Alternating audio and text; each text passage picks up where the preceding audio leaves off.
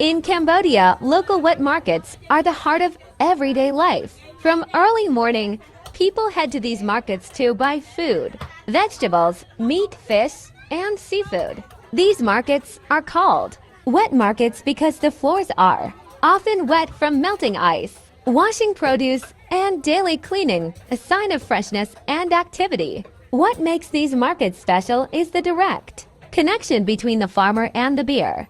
Most sellers bring their goods straight from their farms, fresh vegetables, free-range chicken, river fish, and wild-caught seafood. No middlemen, no long storage, just fresh, organic produce every day. The food sold here is known to be chemical-free and safe. Farmers use natural methods without harmful pesticides or additives. It's truly farm-to-table at a price that everyone can afford.